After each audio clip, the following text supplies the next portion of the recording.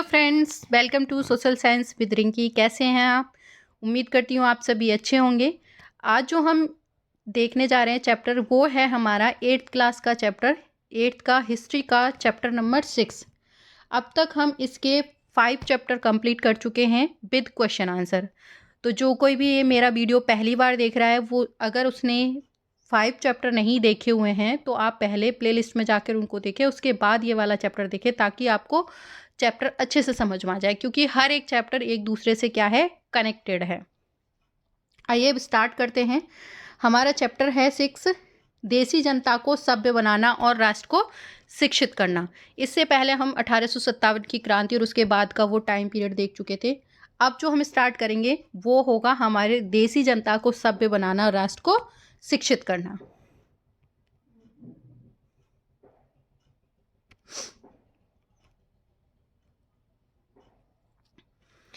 पहले के अध्याय में आप देख चुके होंगे कि ब्रिटिश शासन के कारण यहाँ के राजाओं और नवाबों, किसानों और आदिवासियों पर किस किस तरह के प्रभाव पड़े थे। हम इससे पहले वाले चैप्टर में देख चुके थे कि किस तरह से क्या असर राजाओं पर असर हुआ था, नवाबों पर क्या असर हुआ था ब्रिटिश शासन का, किसानों पर क्या हुआ था, आदिवासियों पर क्या हुआ था। इन सब का हम डिस्कशन कर चुके हैं और उसका प्रभाव हम 1857 की क्रांति में भी देख चुके हैं।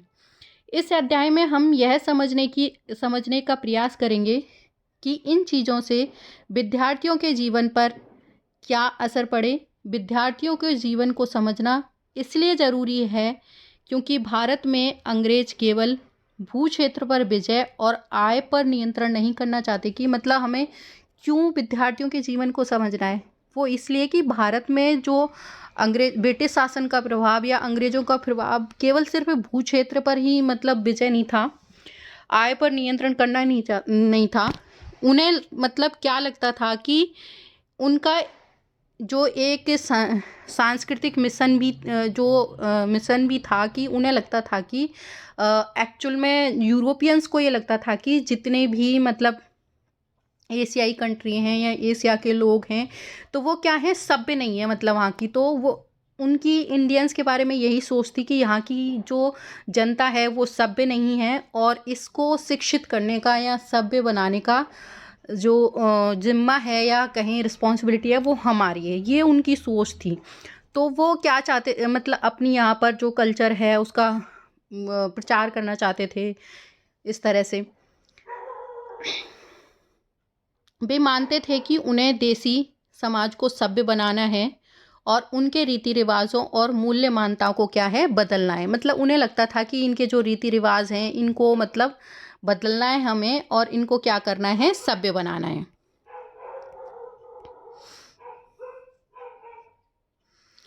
इसके लिए कौन से बदलाव लाए जाने थे, कि मतलब उन्हें क्या बदलाव करने थे, क्या चेंजेस करने थे। भारतीयों को शिक्षित, सभ्य और अंग्रेजों की सोच के मुताबिक अच्छी प्रजा बनाने के लिए कौन से कदम उठाए जाने थे। अंग्रेजों के पास भी इन सवालों के कोई बने बनाए जवाब नहीं थे। इन सवालों पर कई दशक तक क्या है, बहस चलती रही थी। एक्चुअल में क्या था, लोगों को ये लगता था कि यहाँ की जनता सभ्य नहीं है, मतलब ब्रिटिशर्स को। तो हालांकि वो ये कह तो रहे थे लेकिन उन्हें खुद को ही नहीं पता था कि एक्चुअल में उन्हें क्या कदम उठाने हैं। मतलब कई सालों तक मतलब उनको ये इस पर बहस चलती रही, उनके बने बनाए से जवाब होते थे कि उन्हें फिर ये भी लगता था कि हमें एक्चुअल में इन लोगों को पढ़ाना क्या है, किस मीडियम में पढ़ाएंगे। तो ये सारा कुछ इस चैप्टर में आगे आने वाला है। यहाँ एक शब्द दिया है भाषाविद। भाषाविद कौन होता है, ये देखो बच्चों, जो एनसीईआरटी में होते हैं ना ये बॉक्सेस में इंफॉर्मेशन, और ये जो छोटी छोटी, ये बहुत ही आपके काम की होती हैं। ये ज़्यादातर जो एग्जामिनर होता है यहीं से उठा लेता है मतलब क्वेश्चंस।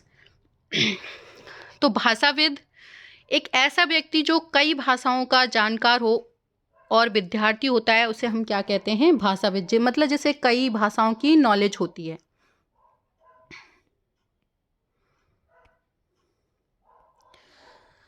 अंग्रेज शिक्षा को किस तरह से देखते थे, कि मतलब जो ब्रिटिशर्स थे वो एजुकेशन को किस तरह से देखते थे।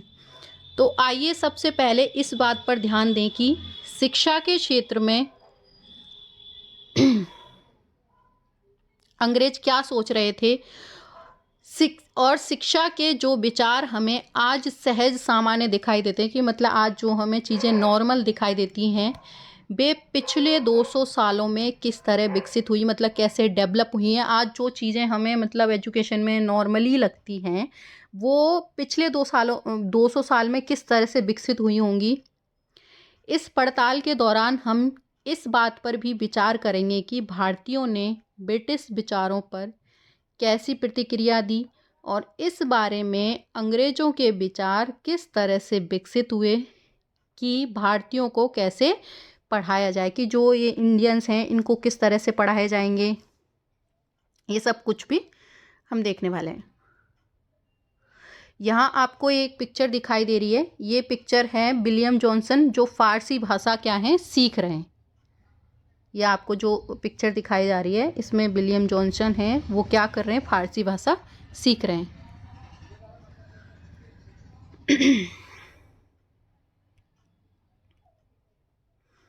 प्राच्यवाद की परंपरा। सन 1783 में, इसको अंडरलाइन भी कर लेना बच्चों, इम्पॉर्टेंट है ये। 1783 में विलियम जॉनसन नाम के एक सज्जन कलकत्ता आए।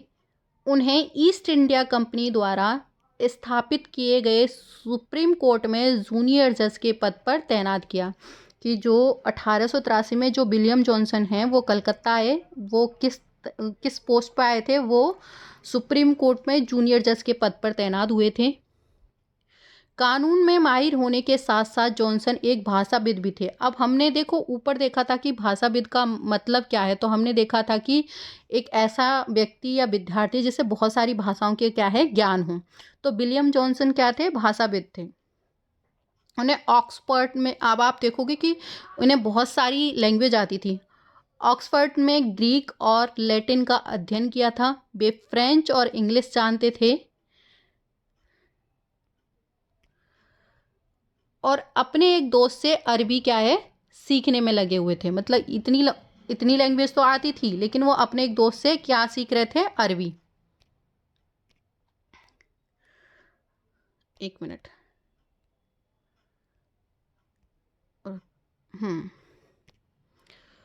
तो अपने दोस्त से अरबी सीखने के अलावा वो क्या थे, फारसी भी सीख चुके थे। अभी हमने एक पिक्चर देखी थी ऊपर जिसमें विलियम जॉनसन क्या कर रहे थे, फारसी सीख रहे थे। कलकत्ता में आने के बाद वे रोजाना घंटों संस्कृत विद्वानों के साथ बैठकर उनसे संस्कृत की बारीकियां, उसकी व्याकरण और संस्कृत काव्यों का अध्ययन करने लगे थे। अब क्या करने लगे थे, वो संस्कृत भी सीखने लगे थे। कुछ ही समय में उन्हें कानून, दर्शन, धर्म, राजनीति, नैतिकता, अंकगणित, चिकित्सा विज्ञान और अन्य विज्ञानों की प्राचीन भारतीय पुस्तकों का अध्ययन करना शुरू कर दिया। मतलब जैसे ही वो लैंग्वेज सीख गए थे संस्कृत, तो यहाँ पर उन्होंने इन बुक्स का मतलब ये सारी जो अंकगणित है, चिकित्सा विज्ञान है, धर्म है, दर्शन है, राजनीति, इन सब की जो प्राचीन भारतीय किताब थी उनका उन्होंने अध्ययन करना शुरू कर दिया था।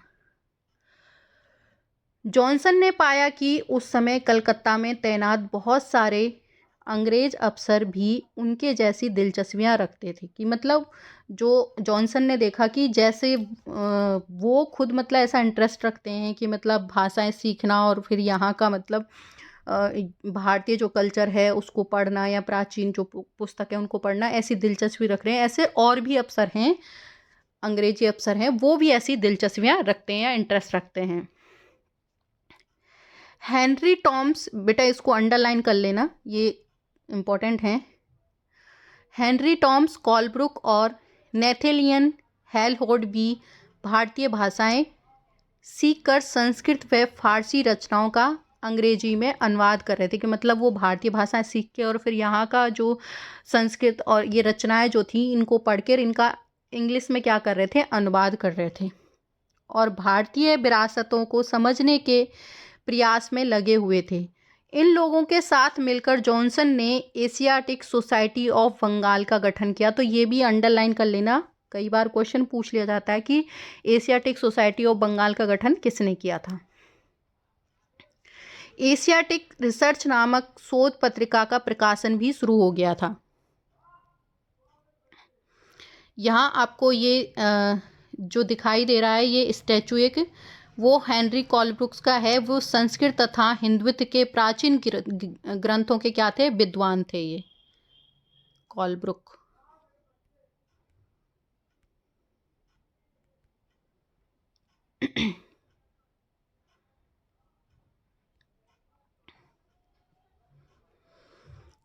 जॉनसन और कॉलब्रुक भारत के प्रति एक खास तरह का रवैया रखते थे। वे भारत और पश्चिमी दोनों की प्राचीन संस्कृतियों के प्रति गहरा आदर भाव रखते थे। कि मतलब ये जो दोनों थे, जॉनसन और कॉलब्रुक, ये भारत के जो कल्चर है या प्राचीन जो संस्कृति है उसके प्रति मतलब एक रिस्पेक्ट की भावना रखते थे, आदर की भावना रखते थे।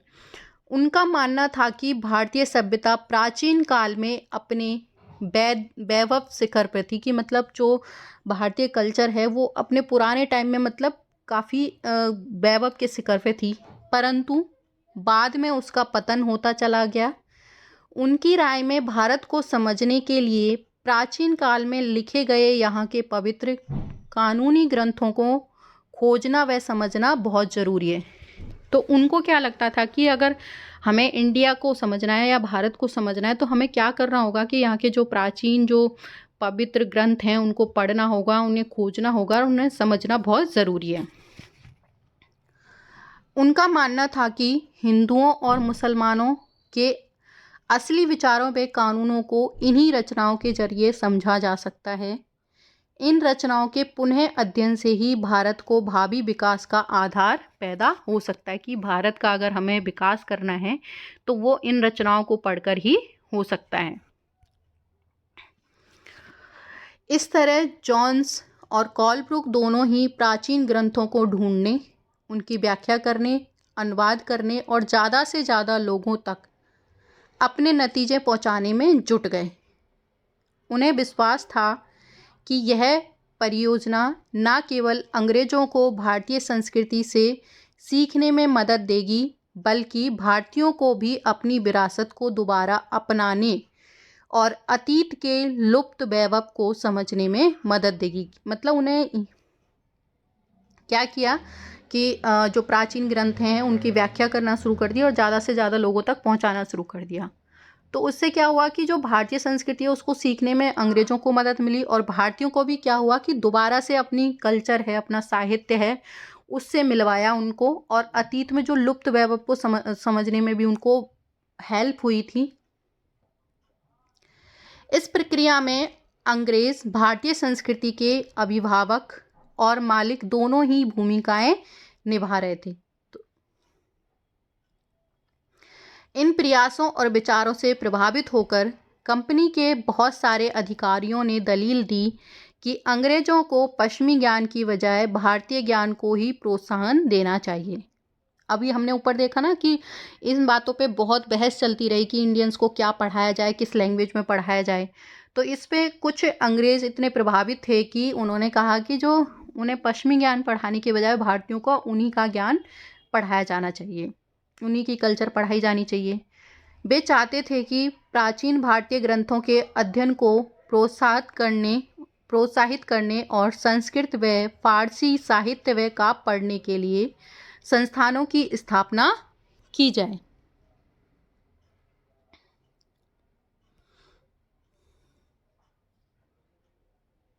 इन अधिकारियों का ये भी मानना था कि हिंदुओं और मुसलमानों को वही पढ़ाया जाना चाहिए जिससे वे पहले से परिचित हैं और वे आदर और महत्व देते हैं।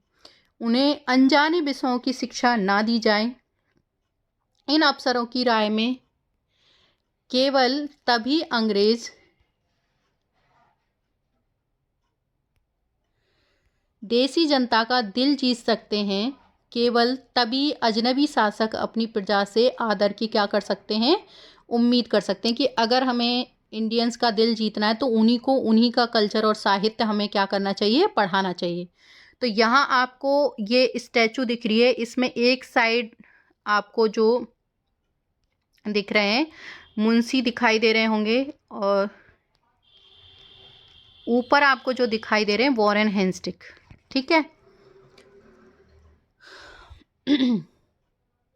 वॉरेन हेस्टिंग्स का स्मारक है रिचर्ड बेस्ट मार्काटो 1830।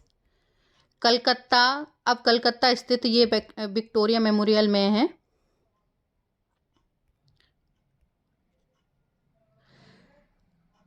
इस तस्वीर से पता चलता है कि भारत में ब्रिटिश सत्ता के बारे में प्राच्यवादी किस तरह से सोचते थे। यहाँ आप देख सकते हैं कि सबसे ऊपर हेंस्टिक की भव्य प्रतिमा है, जो प्राच्यवादियों के भारी समर्थक थे। इसके एक तरफ पंडित हैं और दूसरी तरफ नीचे बैठा मुंशी दिखाई दे रहा है।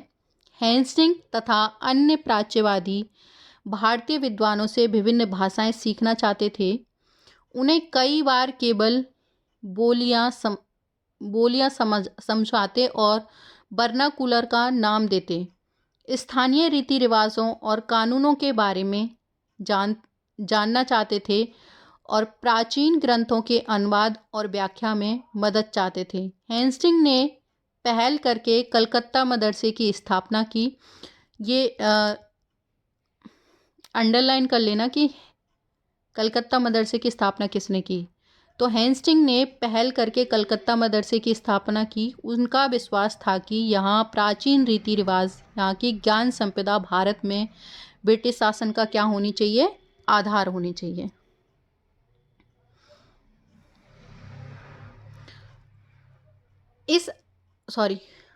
ये हम देख चुके हैं। इस बात को ध्यान में रखते हुए 1781 में अरबी, फारसी, इस्लामिक कानून के अध्ययन को बढ़ावा देने के लिए कलकत्ता में एक मदरसा खोला गया। 1791 में बनारस में हिंदू कॉलेज की स्थापना की गई। इसको अंडरलाइन कर लेना, पूछ लिया जाता है कि बनारस में हिंदू कॉलेज की स्थापना कब की गई थी, तो 1791 में। ये भी क्वेश्चन बन सकता है कि कहाँ की गई, बनारस में, ताकि यहाँ प्राचीन संस्कृत की ग्रंथों की शिक्षा दी जा सके और देश का शासन चलाने में मदद मिले। परंतु कंपनी के सभी अफसर इन विचारों से सहमत नहीं थे। इनमें से बहुत सारे प्राच्यवादियों के कटु आलोचक थे। तो ऐसा नहीं थे कि सभी मतलब इनका समर्थन कर रहे थे। अब प्राच्यवादी कौन होते हैं?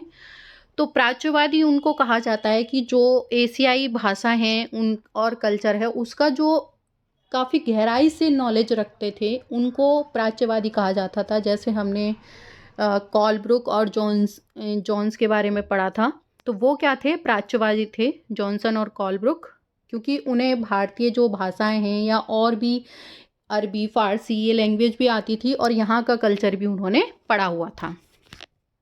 यहाँ आपको देखो दे भी रखा है, ये मेरा ध्यान नहीं गया। प्राच्यवादी, मुंशी, वर्नाकुलर, ये सारे इनको देख लेते हैं एक बार। प्राच्यवादी एशिया की भाषा और संस्कृति का गहन ज्ञान रखने वालों को क्या कहा जाता था? प्राच्यवादी। मुंशी एक ऐसा व्यक्ति जो फारसी पढ़ना, लिखना और पढ़ाना जानता हो। वर्नाकुलर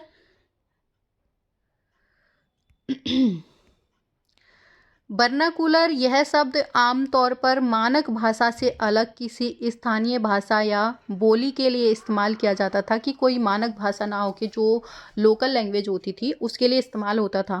भारत में जैसे औपनिवेशिक देशों में अंग्रेज़ रोज़मर्रा इस्तेमाल की स्थानीय भाषा और साम्राज्यवादी शासकों की भाषा अंग्रेज़ों के बीच फ़र्क को चिह्नित करने के लिए इस शब्द का क्या करते थे? इस्तेमाल करते थे। नीचे मदरसा भी दे रखा है। मदरसा क्या होता है? सीखने के स्थान को अरबी भाषा में मदरसा कहा जाता है। यह किसी भी तरह का स्कूल, कॉलेज या कोई संस्थान भी हो सकता है। अब है पूर्व की जघन्य गलतियां। अगला पॉइंट हमारा पूर्व की जघन्य गलतियां। 19वीं सदी की शुरुआत से ही बहुत सारे अंग्रेज अफसर शिक्षा के प्राच्यवादी दृष्टिकोण की आलोचना करने लगे थे। अब मैंने कहा था ना कि सारे प्राच्य मतलब उनके समर्थक नहीं थे, कुछ उनके विरोध में भी थे। उन्हें लगता था कि यहाँ पर जो है हमें क्या करना चाहिए, हमें जो आपकी पश्चिमी कल्चर है वो पढ़ाना चाहिए। उनका कहना था कि पूर्वी समाज का ज्ञान त्रुटियों से भरा हुआ है। अब यहाँ पूर्वी समाज का मतलब एशियाई जो कंट्री है उनकी बात हो रही है, तो इंडिया भी उसी में आ रहा है। उन्हें लगता था कि यहाँ का जो ज्ञान है वो क्या है, त्रुटियों से मतलब कमियों से भरा हुआ है, अवैज्ञानिक है, मतलब यहाँ साइंटिफिक मतलब नहीं है, मतलब अवैज्ञानिक है, विज्ञान नहीं है। और जबकि देखो हमने ही जीरो की खोज करी थी, हमने ये सारी किए थे, उसके बावजूद भी हम साइंटिफिक नहीं थे।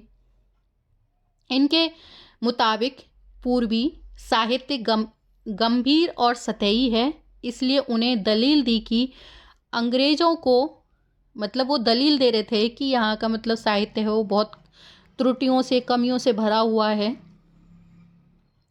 तो उन्होंने दलील दी कि अंग्रेज़ों को अरबी और संस्कृत भाषा व साहित्य के अध्ययन को बढ़ावा देने पर इतना खर्चा नहीं करना चाहिए, कि मतलब हमें ये अरबी फ़ारसी पढ़ाने पे इतना पैसा खर्च नहीं करना चाहिए, हमें क्या करना चाहिए, पश्चिमी ज्ञान देना चाहिए।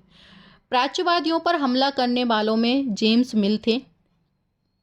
अब इसमें कंफ्यूज मत हो जाना, जॉनसन थे आपके प्राच्यवादी और उनके आलोचक प्राच्यवादियों पर हमला करने वाले में जेम्स मिल थे। उनका विश्वास था कि अंग्रेज़ों को देसी जनता को खुश करने और उसका दिल जीतने के लिए जनता की हिसाब से, इच्छा के हिसाब से या उनकी भावनाओं को ध्यान में रखते हुए शिक्षा नहीं देना चाहिए, कि मतलब हमें सिर्फ जनता का मतलब विश्वास जीतने के लिए ऐसा नहीं है कि मतलब कुछ भी शिक्षा दे दें उनको, मतलब उनकी भावनाओं को ध्यान में रखते हुए। उनकी राय में शिक्षा के ज़रिए उपयोगी और व्यावहारिक चीज़ों का ज्ञान दिया जाना चाहिए। इसलिए भारतीयों को पूर्वी समाजों के काव्य, धर्म, साहित्य की बजाय ये पढ़ाया जाना चाहिए कि पश्चिम ने किस तरह वैज्ञानिक और तकनीकी सफलताएं क्या करी है, हासिल करी हैं।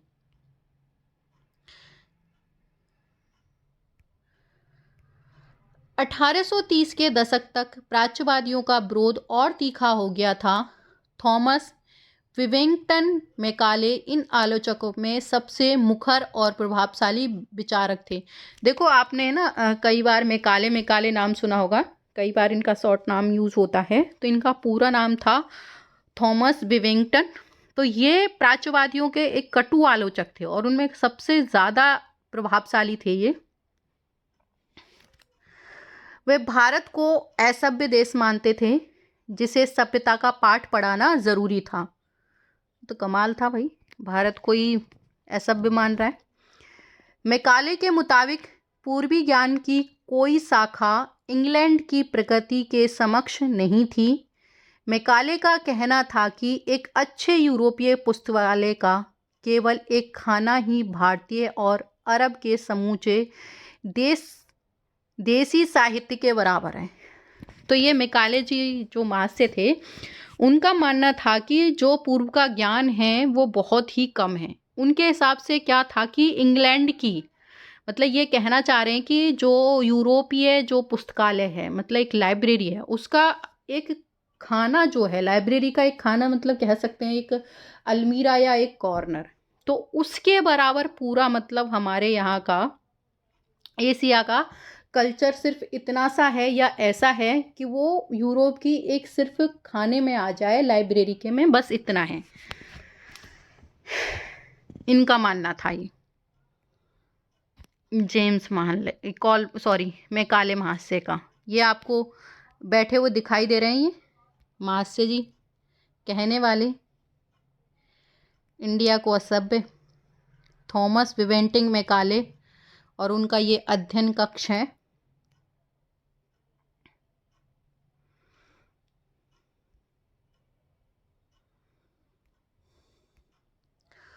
उनका तर्क था कि भारत में ब्रिटिश सरकार को प्राच्यवादी ज्ञान पर सरकारी पैसा बर्बाद नहीं करना चाहिए, क्योंकि इससे कोई फ़ायदा नहीं होने वाला। ये इनका मानना था कि भाई जो तुम पैसे बर्बाद कर रहे हो, ये प्राच्यवादी हैं जो करना चाह रहे हैं, उससे कोई फ़ायदा नहीं होगा। गहन ऊर्जा और आवेशपूर्वक मैकाले ने अंग्रेजी भाषा सीखने की ज़रूरत पर जोर दिया। उनका मानना था कि अंग्रेजी के ज्ञान से भारतीयों को दुनिया की श्रेष्ठतम साहित्यिक कृतियों को पढ़ने का मौका मिलेगा, कि भाई अगर ये अंग्रेजी सीख जाएंगे तो भारतीयों को दुनिया के जो साहित्य हैं, श्रेष्ठतम कृतियाँ, उनको पढ़ने का मौका मिलेगा। यहाँ के लोग पश्चिमी विज्ञान और दर्शन के क्षेत्र में हुए विकास से अवगत हो पाएंगे। इस प्रकार उनका कहना था कि अंग्रेजी पढ़ाना लोगों को सभ्य बनाने, उनकी रुचियों, मूल्यों और संस्कृति को बदलने का रास्ता हो सकता है।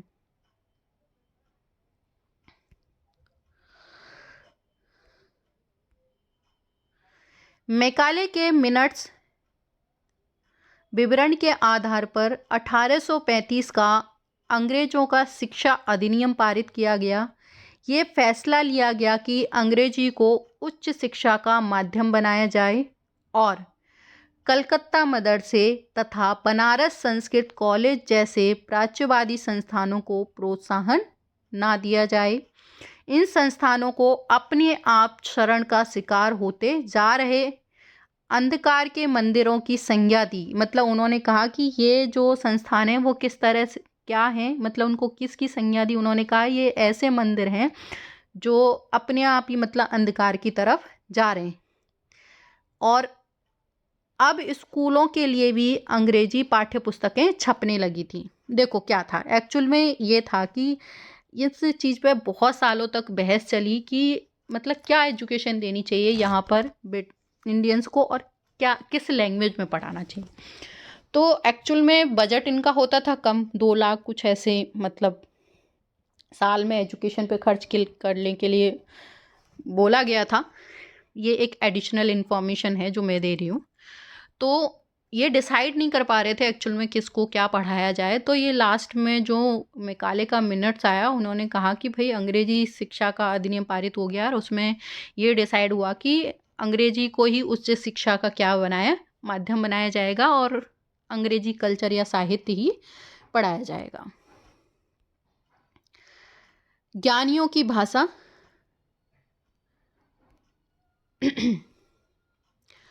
अंग्रेजी को पढ़ाने की ज़रूरत पर जोर देते हुए मैकाले ने कहा, भाई मैकाले जी हैं ये तो कुछ ऐसा ही कहते रहते हैं, देखते हैं फिर भी सभी पक्ष इस बात पर सहमत दिखाई देते हैं कि भारत के देसी लोगों द्वारा आमतौर पर बोले जाने वाली बोलियों में न तो साहित्यिक जानकारियां होती हैं और न ही वैज्ञानिक। इसके अलावा वे बोलियां इतनी दरिद्र, ये तो कुछ ज़्यादा ही बोल रहा है भाई, एक मिनट।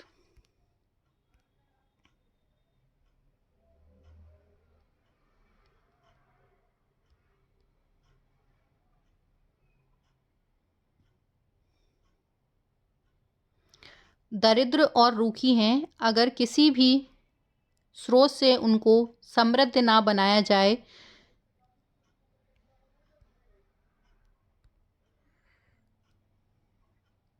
एक मिनट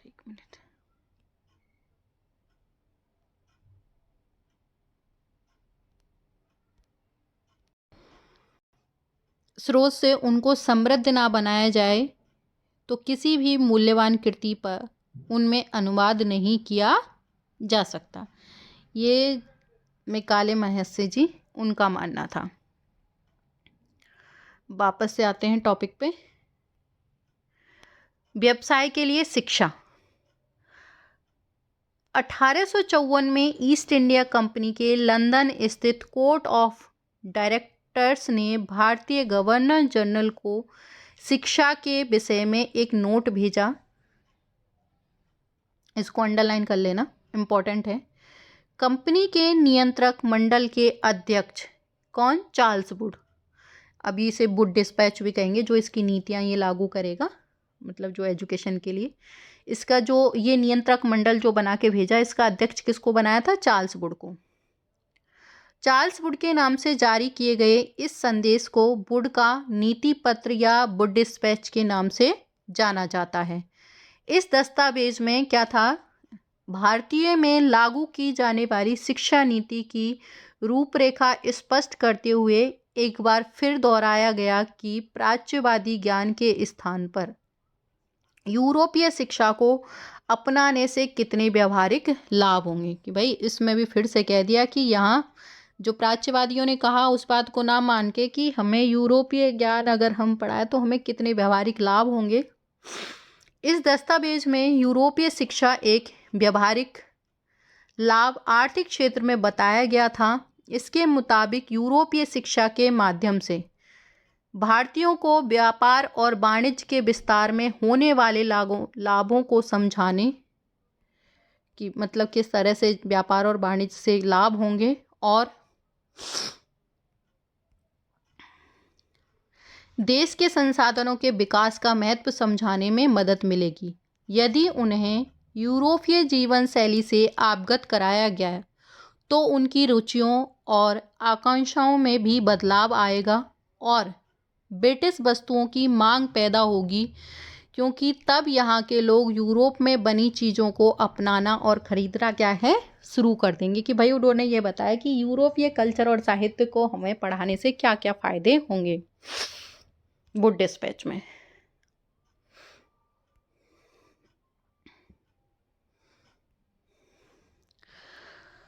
वुड के नीति पत्र में यह तर्क भी दिया गया था कि यूरोपीय शिक्षा से भारतीयों के नैतिक चरित्र का उत्थान होगा।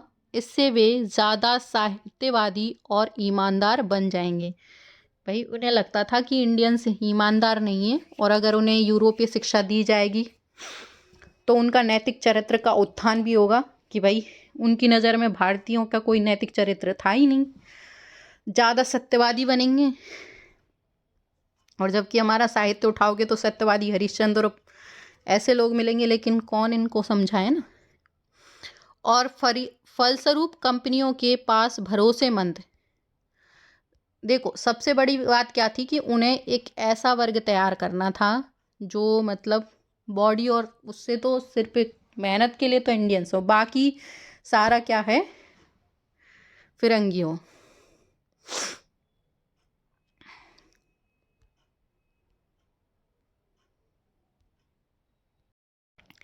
हाँ तो एक मिनट। फलस्वरूप कंपनी के पास भरोसेमंद कर्मचारियों की कमी नहीं होगी। कि मतलब नहीं, एक उनका मानना था कि इनको सत्यवादी ईमानदार बना के मतलब हम तैयार कर लेंगे और कंपनी के पास मतलब भरोसेमंद कर्मचारियों की कमी नहीं होगी। दस्तावेज के मुताबिक पूर्व का साहित्य न केवल भयानक त्रुटियों से भरा है, मतलब वो जो दस्तावेज था वुड डिस्पैच उसके अनुसार वो ये कह रहा था कि पूर्व का जो साहित्य है ना केवल भयानक त्रुटियों से भरा था, बल्कि यह लोगों में न तो काम के प्रति दायित्व और समर्पण का भाव पैदा कर सकता है और ना ही शासन के लिए आवश्यक निपुणता पैदा कर सकता है। कि मतलब जो यहाँ का पूर्व का जो साहित्य है ना तो लोगों में मतलब जो आपके दायित्व, काम के प्रति दायित्व की भावना पैदा नहीं कर सकता, समर्पण पैदा नहीं कर सकता। ये सारी यहाँ पर कमियाँ हैं। एक बार इसको देख लेते हैं वॉक्स की इन्फॉर्मेशन को। यूरोपीय ज्ञान के पक्ष में एक तर्क। 1854 के वुड के नीति पत्र में राष्ट्रवादियों का विरोध करने वालों की निर्णायक विजय का संकेत था। इसमें कहा गया था कि हमें जोर देकर यह बात कहनी चाहिए कि भारत में हम जिस शिक्षा का प्रसार करना चाहते हैं उस शिक्षा का लक्ष्य यूरोप की श्रेष्ठतर कलाओं, सेवाओं, दर्शन और साहित्य यानी कि यूरोपीय ज्ञान का क्या है, प्रसार करना।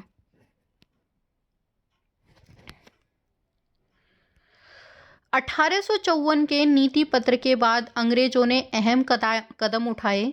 सरकारी शिक्षा विभागों का गठन किया ताकि शिक्षा संबंधी सभी मामलों पर सरकार का नियंत्रण स्थापित किया जा सके। विश्वविद्यालय की शिक्षा की व्यवस्था विकसित करने के लिए कदम उठाए गए।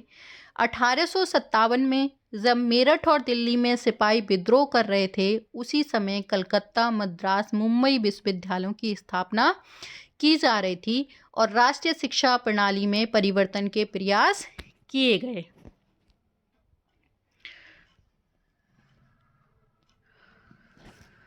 हाँ, ये 19वीं सदी में मुंबई का आपको विश्वविद्यालय दिख रहा है, उस टाइम इस तरह से दिखाई देता था मुंबई का विश्वविद्यालय। देखो ये आप और आज की पिक्चर देख के आप इनसे कंपैरिजन कर सकते हैं। ये 19वीं सदी के टाइम का है विश्वविद्यालय। अब है नैतिक शिक्षा की मांग। पहले ये देख लेते हैं, ये जनाब हैं स्कॉटलैंड के ईसाई प्रचारक हैं विलियम कैरे। एक मिनट, विलियम कैरे हैं जिन्हें सेरामपुर मिशन की स्थापना की मदद की थी।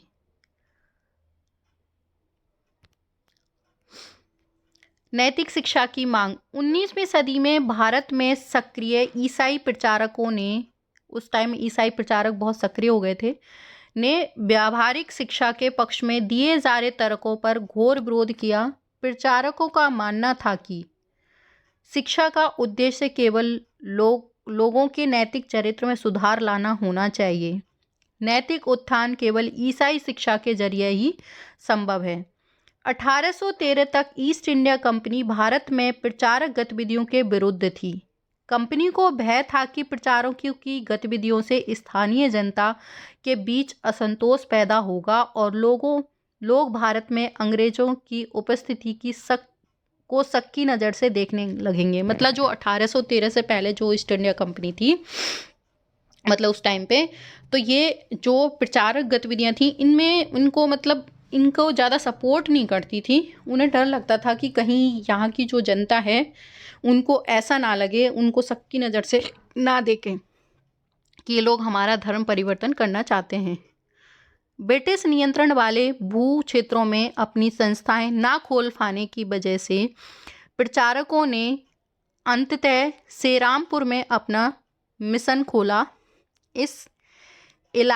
जो यह इलाका था वो डेनिश ईस्ट इंडिया कंपनी के नियंत्रण में आता था। वर्ष 1800 में यह छापखाना लगाया गया और 1818 में कॉलेज खोला गया। कि मतलब जहाँ ईस्ट इंडिया कंपनी के नियंत्रण वाला, कंट्रोल वाला एरिया था, वहाँ ना खोल के जो डेनिश लोग थे उनके एरिया में इन्होंने खोला अपना मिशन।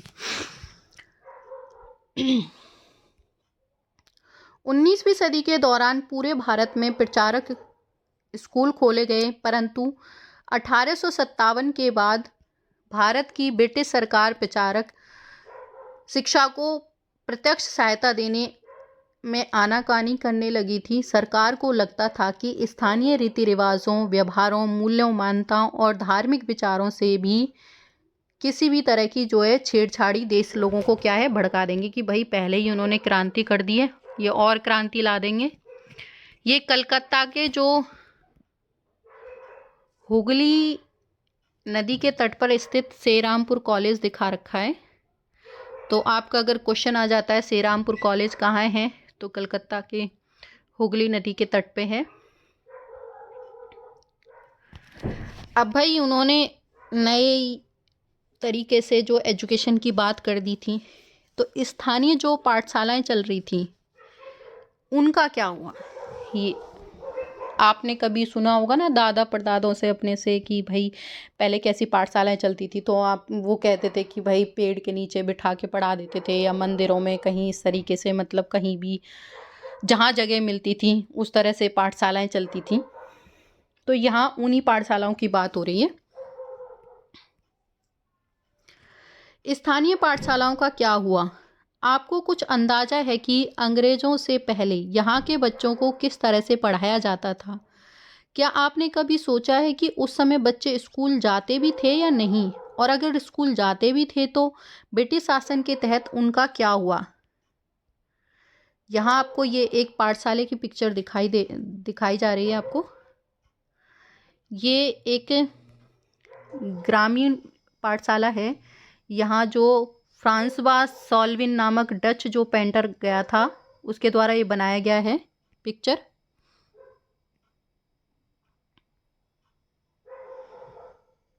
और सदी के आखिर में भारत आए थे और उन्होंने चित्रों में अपने लोगों के जो दैनिक जीवन है उनको दर्शाया था अपनी पिक्चर्स में।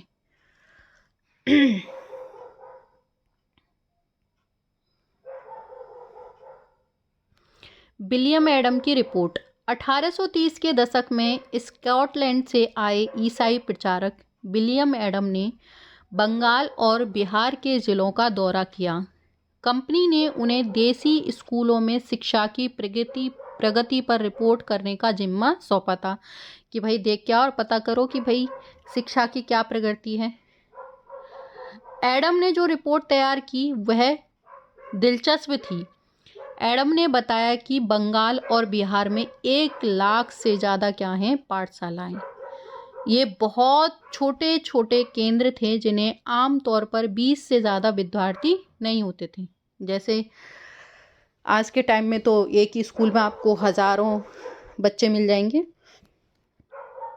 फिर भी इन पाठशालाओं में पढ़ने वाले बच्चों की कुल संख्या काफ़ी बड़ी यानी कि 20 लाख से भी ज़्यादा थी। ये पाठशालाएं संपन्न लोगों या स्थानीय समुदाय द्वारा चलाई जाती थी कि जो पैसे वाले लोग होते थे या जो स्थानीय समुदाय होते थे वो चलाते थे।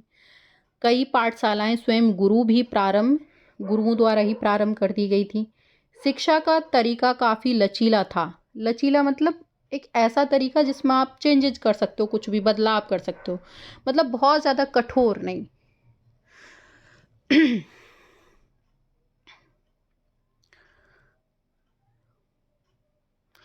आप जिन चीज़ों की स्कूल से उम्मीद करते हैं उनमें से कुछ चीज़ें उस समय की पाठशालाओं में मौजूद थी।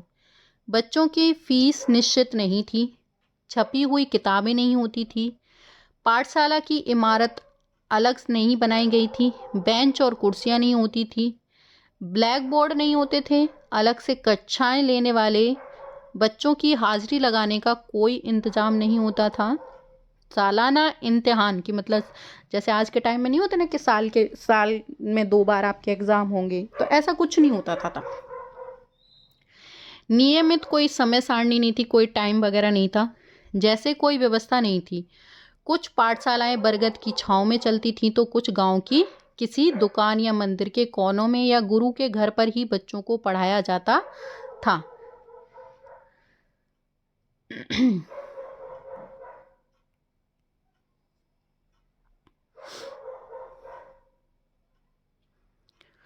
बच्चों की फीस उनके माँ बाप की आमदनी तय करती थी, मतलब फीस उसके हिसाब से होती थी जैसे उनके पेरेंट्स की आमदनी है। अमीरों को ज़्यादा और गरीबों को कम फीस देनी होती थी।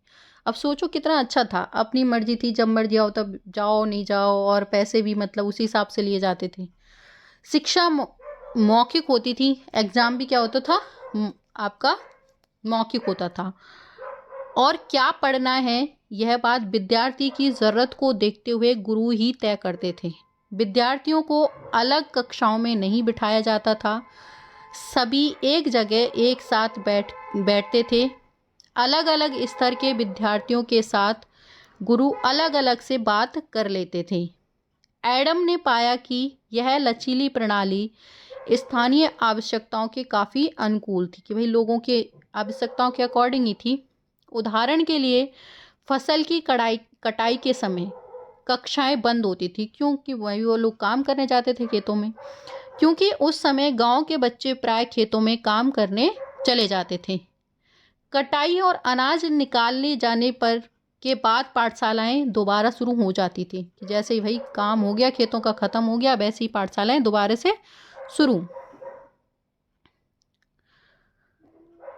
और इसका परिणाम यह था कि साधारण काश्तकारों के बच्चे भी क्या कर सकते थे, पढ़ सकते थे। अब क्या करेंगे भाई, ये नए नियम और नई सारी वो ले आएंगे तो बच्चे नहीं पढ़ पाएंगे।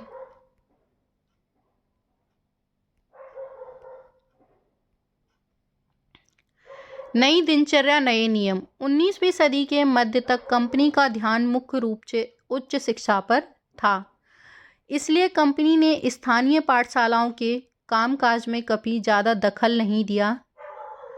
1854 के बाद कंपनी ने देसी शिक्षा व्यवस्था में सुधार लाने का फैसला लिया। कंपनी का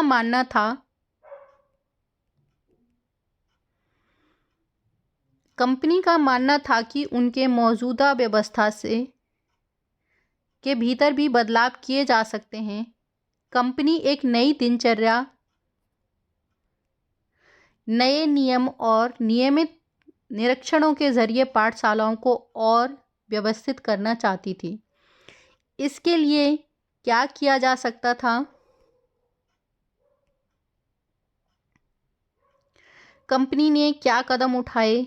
सबसे पहले जो कंपनी ने बहुत सारे पंडितों को सरकारी नौकरी पर रख लिया कि भाई ये जो पंडित हैं पढ़ा रहे हैं, उनको ही नौकरी पे रख लो, वही पढ़ाने का काम कर लेंगे। इनमें से प्रत्येक पंडित को 4 या 5 स्कूलों की देखरेख का जिम्मा सौंपा जाता था। पंडित का काम पाठशालाओं का दौरा करना और वहां अध्ययन की स्थितियों में सुधार लाना था। प्रत्येक गुरु को निर्देश दिया गया कि वे समय समय पर अपने स्कूल के बारे में रिपोर्ट भेजें और कक्षा को नियमित समय सारणी के अनुसार पढ़ाएं। अब अध्यापन पाठ्य पुस्तकों पर आधारित होगा। विद्यार्थियों की प्रगति को मापने के लिए वार्षिक परीक्षाओं की रूपरेखा तैयार की जाने लगी। विद्यार्थियों से कहा गया कि वे नियमित रूप से शुल्क दें, नियमित रूप से कक्षा में आएं, तय सीट पर बैठें और अनुशासन के नियमों का क्या करें, पालन करें कि भाई आपको प्रॉपर टाइम से स्कूल आना पड़ेगा और टाइम से अपनी जो बेंच है उस पर बैठना पड़ेगा और डिसिप्लिन में रहना पड़ेगा। इन नियमों पर चलने वाली पाठशालाओं को सरकारी अनुदान मिलने लगी। अब सरकार की तरफ से उन्हें अनुदान भी मिलने लगा था, डोनेशन। जो पाठशालाएं नई व्यवस्था के भीतर काम करने को तैयार नहीं थी, उन्हें कोई सरकारी सहायता नहीं दी जाती थी। जिन गुरुओं ने सरकारी निर्देशों का पालन करने की बजाय अपनी स्वतंत्रता बनाए रखने वे सरकारी सहायता प्राप्त और नियमों से चलाने वाली पाठशालाओं के सामने क्या है, कमजोर पड़ गए। इन नए नियमों और दिनचर्या का एक और भी नतीजा हुआ। पहले वाली व्यवस्था में गरीब बच्चों, किसानों के बच्चे भी पाठशाला में जा सकते थे क्योंकि शालाओं की समय सारणी काफ़ी लचीली होती थी। नई व्यवस्था के अनुशासन की मांग थी कि बच्चों की नियमित रूप से स्कूलों में आए। पहले तो क्या था कि भाई अपने उसके हिसाब से आ जाते थे, लेकिन अब इसके हिसाब से क्या था कि उनको एक प्रॉपर उसमें आना पड़ेगा, तो वो नहीं आ पाते थे। अब कटाई के मौसम में भी बच्चों को स्कूल में आना ज़रूरी था, जबकि उस समय गरीब घरों के बच्चे खेतों में काम करने जाया करते थे। अगर कोई बच्चा स्कूल नहीं आ पाता था तो उसे अनुशासनहीनता माना जाता था, यानी कि बच्चा पढ़ना लिखना नहीं चाहता था, और जबकि वो उसकी क्या थी, मजबूरी थी। यहाँ कुछ अरविंद घोष के बारे में दिया हुआ है, वो हम पढ़ लेते हैं ज़रा। अरविंद घोष ने 15 जनवरी 1908 को मुंबई में अपने एक संभाषण में राष्ट्रीय शिक्षा पर बोलते हुए कहा कि उनका लक्ष्य छात्रों में राष्ट्रीयता का भाव जागृत करना है।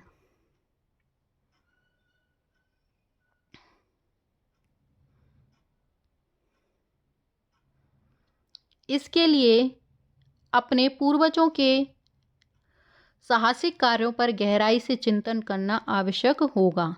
शिक्षा को मातृभाषा होना चाहिए ताकि यह अधिक से अधिक लोगों तक पहुंच सके।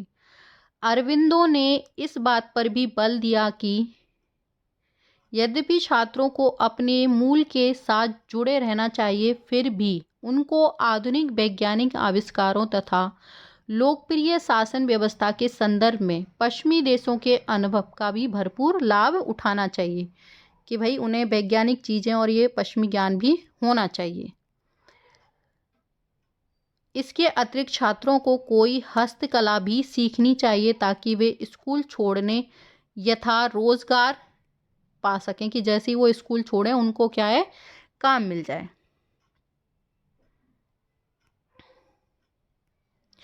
अगला है राष्ट्रीय शिक्षा की कार्यसूची। केवल अंग्रेज अफसर ही भारतीय शिक्षा के बारे में नहीं सोच रहे थे। 19वीं सदी की शुरुआत से ही भारतीयों के विभिन्न भागों के बहुत सारे विचारक शिक्षा के व्यापक प्रसार की जरूरत पर जोर देने लगे थे। यूरोप में आ रहे बदलावों से प्रभावित हुए कुछ भारतीयों का मानना था कि पश्चिमी शिक्षा भारत का क्या करेगी, आधुनिकीकरण कर सकती है, और उन्होंने अंग्रेजों से आह्वान किया कि वे नए स्कूल, कॉलेज और विश्वविद्यालय खोलें और शिक्षा पर ज़्यादा पैसा खर्च करें। इस दिशा में हुए कुछ प्रयासों के बारे में आप अध्याय 8 में पढ़ेंगे। परंतु बहुत सारे भारतीय पश्चिमी शिक्षा के विरुद्ध थे। महात्मा गांधी और रविन्द्रनाथ टैगोर इसी तरह के थे जो पश्चिमी शिक्षा के क्या थे, विरोधी थे। अब यहाँ गांधी जी के विचार हैं, ये आप इनको पढ़ेंगे कि गांधी जी क्या मानते थे पश्चिमी शिक्षा को। उनका कहना था कि अंग्रेजी शिक्षा ने हमें क्या है, गुलाम बना दिया है। महात्मा गांधी जी का कहना था कि औपनिवेशिक शिक्षा ने भारतीयों के मस्तिष्क में हीनता का बोध पैदा कर दिया है। इसके प्रभाव में आकर यहाँ के लोग पश्चिमी सभ्यता को श्रेष्ठतर मानते हैं लगे हैं और अपनी संस्कृति के प्रति उनका गौरव भाव क्या हो गया है, नष्ट हो गया है। महात्मा गांधी ने कहा कि शिक्षा में विष भरा है। कौन सी शिक्षा में? इसमें, अंग्रेजी शिक्षा में। यह पापपूर्ण है, इसने भारतीयों को दास बना दिया है, इसलिए लोगों पर प्रभाव डाला है।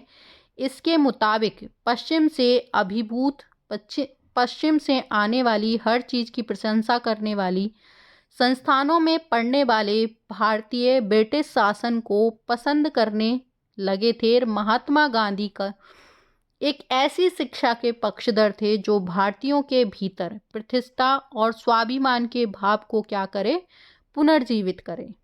राष्ट्रीय आंदोलन के दौरान उन्होंने विद्यार्थियों से आह्वान किया कि वे शिक्षा संस्थानों को छोड़ दें, अंग्रेजों को बताएं कि वे अब उनके गुलाम बने नहीं रहने के लिए तैयार नहीं है, कि अब भाई वो उनके गुलाम नहीं बने रहना चाहते।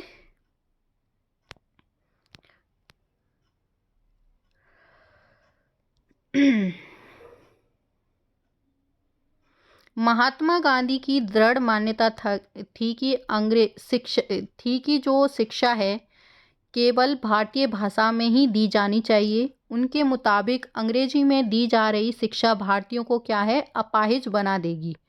उसने उन्हें अपने सामाजिक परिवेश से काट दिया है, उन्हें अपनी ही भूमि पर क्या है, अजनबी बना दिया है।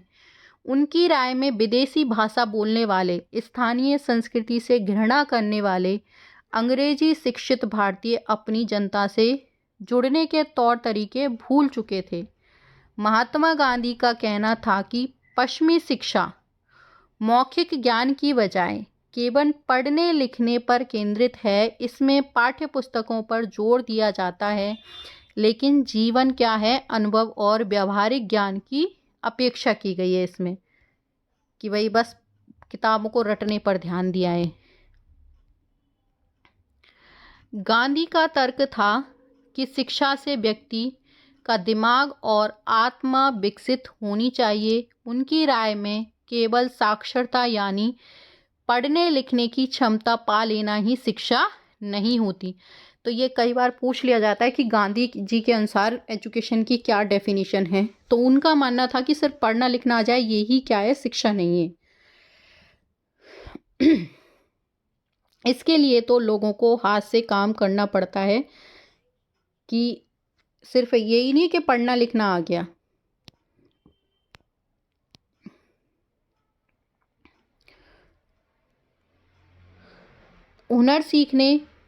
हुनर सीखने पड़ते हैं और यह जानना पड़ता है कि विभिन्न चीज़ें किस तरह काम करती हैं और इससे उनका मस्तिष्क और समझने की क्षमता दोनों कैसे विकसित होंगी। तो यहाँ आपको गांधी जी दिखाई दे रहे हैं और कस्तूरबा गांधी शांति निकेतन में, रविन्द्रनाथ टैगोर और लड़कियों की एक टोली भी साथ बैठी दिखाई दे रही है। ये रविन्द्रनाथ टैगोर का ही स्कूल था एक, शांति निकेतन। उन्होंने एक स्कूल खोला था रविन्द्रनाथ टैगोर का, जो नेचर के साथ एजुकेशन देना चाहते थे, कि ऐसी एजुकेशन हो जो नेचर के साथ दी जाए, मतलब खुले में। तो उन्होंने एक आश्रम बनाया था। अब है साक्षरता ही शिक्षा नहीं। महात्मा गांधी ने लिखा था कि शिक्षा से मेरा मतलब इस बात से है कि बालक मनुष्य के ध्येय, मस्तिष्क और भावना के श्रेष्ठ तत्वों को समझने लग जाए, तत्वों को सामने लाया जाए। साक्षरता ने न तो शिक्षा का अंत है और ना ही उसकी शुरुआत। यह तो केवल एक क्या है, साधन है जिसके जरिए पुरुष और महिलाओं को शिक्षा दी जा सकती है। साक्षरता अपने आप में शिक्षा नहीं होती, लिहाजा बच्चों में शिक्षित करते हुए सबसे पहले उन्हें कोई उपयोगी हस्त कौशल सिखाऊंगा और उन्हें शुरू से ही कुछ रचने और पैदा करने के लिए तैयार करूंगा। मेरा मानना है कि दिमाग और आत्मा का सर्वोच्च विकास इस तरह की शिक्षा में ही संभव है। कि भाई पढ़ना लिखना आ जाए वही शिक्षा नहीं है, बल्कि हुनर भी आना चाहिए, वो एजुकेशन है। मेरा मानना है कि दिमाग और आत्मा का सर्वोच्च विकास इस बात की शिक्षा में ही संभव है। प्रत्येक हस्त कौशल आज की तरह केवल यांत्रिक ढंग से ही नहीं बल्कि वैज्ञानिक ढंग से पढ़ाया जाना चाहिए, यानी बच्चों को प्रत्येक प्रक्रिया के क्यों और किस लिए का पता होना चाहिए। जैसे जैसे राष्ट्रीय भावनाओं का प्रसार हुआ, कई दूसरे विचारक भी ऐसी राष्ट्रीय शिक्षा प्रणालियों के बारे में सोचने लगे जो अंग्रेजों द्वारा स्थापित की गई व्यवस्था के आमूल तौर पर क्या थी, उनसे भिन्न थी। अब हम टैगोर के विचार पढ़ लेते हैं एजुकेशन के बारे में। यहाँ अभी मैंने ऊपर बताया था ना कि शांति निकेतन की स्थापना टैगोर जी ने की थी, तो ये उनका शांति निकेतन का ही एक पिक्चर है जिसमें पढ़ाते हुए दिख रहे हैं और आपको आसपास पेड़ पौधे दिख रहे होंगे। तो ये शांति निकेतन में एक कक्षा चल रही है जिसमें बच्चे पढ़ रहे हैं। 1930 के दशक की आसपास का आप माहौल देखिए, चारों तरफ खुली जगह है, क्योंकि टैगोर का मानना था कि वो एक्चुअल में शुरुआत में पढ़े थे, उनको एक कमरे में मतलब ऐसा लगता था कैद कर दिया चार दीवारी, इसीलिए उन्होंने क्या है इस तरह से एक आश्रम की या स्कूल की स्थापना की जो खुला था, जिससे कि बच्चे नेचर को देख के सीख सकें। टैगोर का शांति निकेतन। आप में से बहुत सारे दोस्तों ने शांति निकेतन के बारे में सुना होगा। क्या आप जानते हैं कि इसकी स्थापना किसने और क्यों की थी? टैगोर ने यह संस्था 1901 में शुरू की थी। टैगोर जब बच्चे थे तो स्कूल जाने से बहुत चिढ़ते थे, वहाँ उनका दम घुटता था, उन्हें स्कूल का दमनकारी माहौल जो है बुरा लगता था। टैगोर को लगता था मानो स्कूल कोई जेल हो, क्योंकि वहाँ बच्चे मनचाहा काम नहीं कर पाते थे। जब दूसरे बच्चे शिक्षक को सुन रहे होते थे, टैगोर का दिमाग कहीं और भटक रहा होता था, उन्हें कैद खाना लगता था। कलकत्ता के अपने स्कूल जीवन के अनुभव से शिक्षा के बारे में टैगोर के विचारों को काफ़ी प्रभावित किया, और जब बड़े हुए तो उन्होंने एक ऐसा स्कूल खोलने के बारे में सोचा जहां बच्चे खुश रह सकें।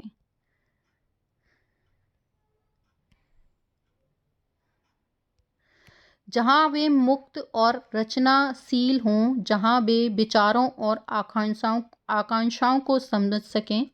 टैगोर को लगता था कि बचपन का समय अपने आप में सीखने का समय होना चाहिए।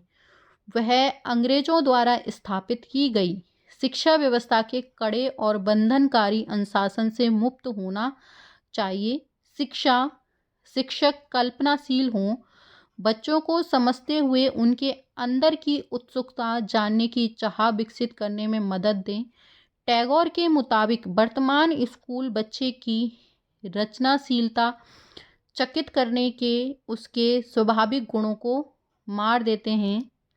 टैगोर का मानना था कि सृजनात्मक शिक्षा केवल प्राकृतिक परिवेश में ही प्रोत्साहित किया जा सकता है, इसलिए उन्होंने कलकत्ता से 100 किलोमीटर दूर स्थित ग्रामीण परिवेश में अपना स्कूल खोलने का फैसला लिया।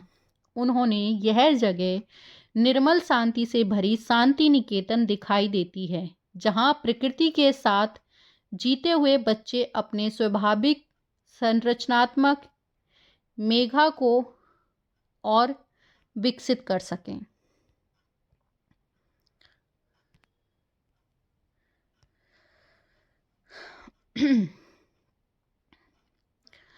बहुत सारे मामलों में टैगोर और महात्मा गांधी के बारे में कामोबेश एक जैसी राय है, लेकिन दोनों के बीच में फ़र्क था।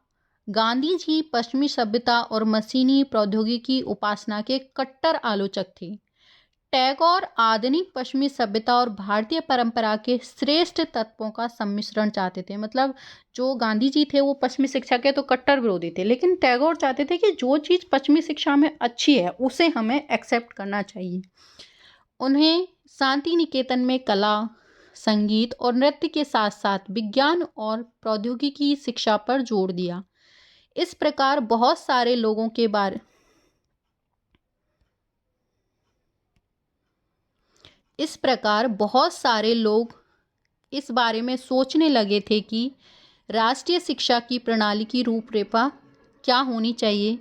कुछ लोग अंग्रेजों द्वारा स्थापित की गई व्यवस्था में परिवर्तन चाहते थे। उनका मानना था कि इस व्यवस्था को इस तरह फैलाया जाए कि उसमें ज़्यादा से ज़्यादा लोगों को पढ़ने के मौके मिलें।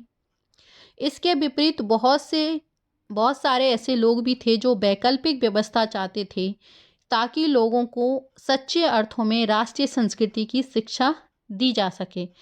कौन तय करे कि सच्चे अर्थों में राष्ट्रीयता क्या होती है? इस राष्ट्रीय शिक्षा की बहस स्वतंत्रता के बाद भी क्या है, जारी रही। यहाँ आपको एक पिक्चर दिखाई जा रही है।